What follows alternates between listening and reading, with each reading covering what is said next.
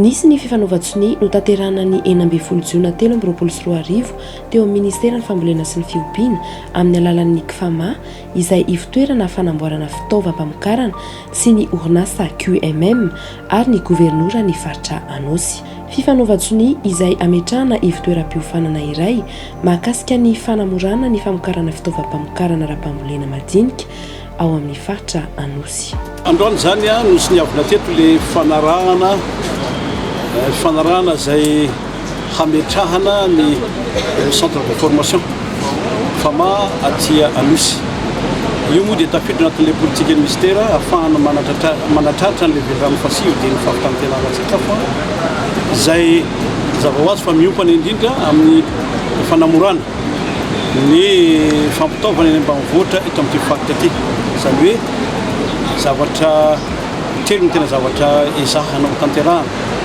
anatin'ny 5 taona tanatin'ny fararahana izay iarahana amin'ny QMM sy région dia tokony ampiofana eo amin'ny 100 taona eo tsika ny tanora ary 500 zany anatin'ny 5 taona ary ahavita anatin'ny 5 taona zay tsika 7000 na 7000 fitaovam-pambolena madinika izay tena ampiasaina tantsaha izay ezahana mihitsy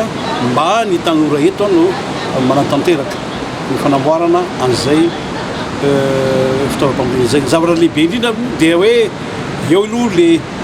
famoronana asa ho an'ny tanora fa eo koa le politika mpanjakana indrindra fa ny ministère agriculture sy ny fambolena sy ny fiompiana ny amin'ny fanapariahana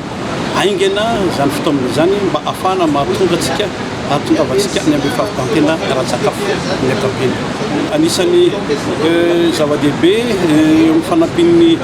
gouverneur ohatra ny fanomezana ny tany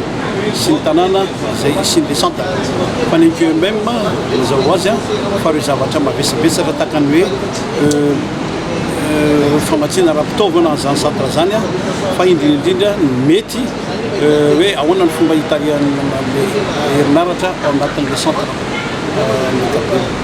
tanjona ny anomezana asa ireo tanora misehatra amin'ny fambolena ao amin'ny faritra Atsimon'ny Nosy.